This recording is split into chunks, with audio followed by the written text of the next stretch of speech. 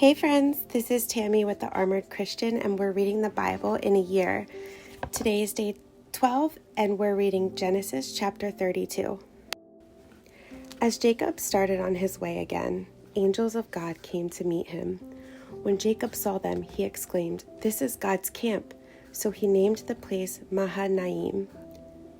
Jacob sends gifts to Esau.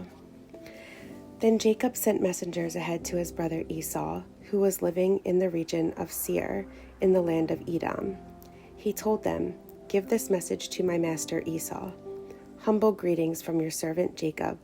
Until now I have been living with Uncle Laban, and now I own cattle, donkeys, flocks of sheep and goats, and many servants, both men and women. I have sent these messengers to inform my lord of my coming, hoping that you will be friendly to me." After delivering the message, the messengers returned to Jacob and reported, "We met your brother Esau, and he is already on his way to meet you, with an army of 400 men." Jacob was terrified at the news. He divided his household, along with the flocks and herds and camels, into two groups. He thought, if Esau meets one group and attacks it, perhaps the other group can escape. Then Jacob prayed, "O God of my grandfather Abraham, and God of my father Isaac, O Lord, you told me, return to your own land and to your relatives, and you promised me, I will treat you kindly. I am not worthy of all the unfailing love and faithfulness you have shown to me, your servant. When I left home and crossed the Jordan River, I owned nothing except a walking stick. Now my household fills 2 large camps. O Lord, please rescue me from the hand of my brother Esau. I am afraid that he is coming to attack me, along with my wives and children. But you promised me, I will surely treat you kindly, and I will multiply your descendants until they become as numerous as the sands along the seashore, too many to count." Jacob stayed where he was for the night.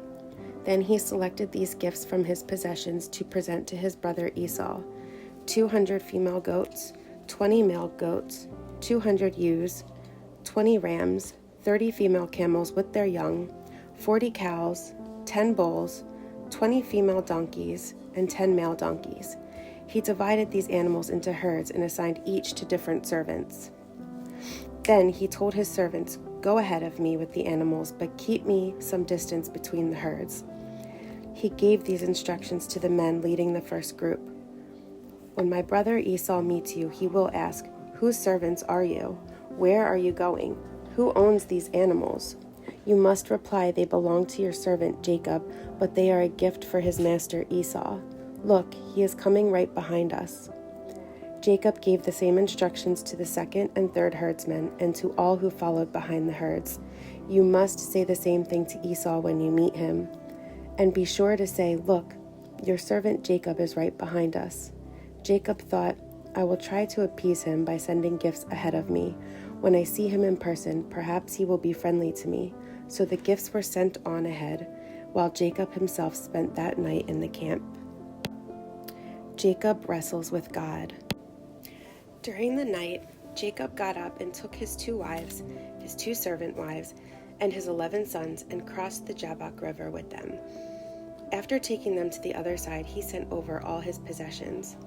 This left Jacob all alone in the camp, and a man came and wrestled with him until the dawn began to break. When the man saw that he would not win the match, he touched Jacob's hip and wrenched it out of his socket. Then the man said, "Let me go, for the dawn is breaking." But Jacob said, "I will not let you go unless you bless me." "What is your name?" the man asked. He replied, "Jacob." "Your name will no longer be Jacob," the man told him. "From now on, you will be called Israel, because you have fought with God and with men and have won." "Please tell me your name," Jacob said. "Why do you want to know my name?" the man replied. Then he blessed Jacob there. Jacob named the place Peniel, which means face of God, for he said, "I have seen God face to face, yet my life has been spared."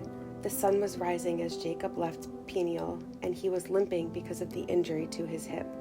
Even today, the people of Israel don't eat the tendon near the hip socket because of what happened that night when the man strained the tendon of Jacob's hip.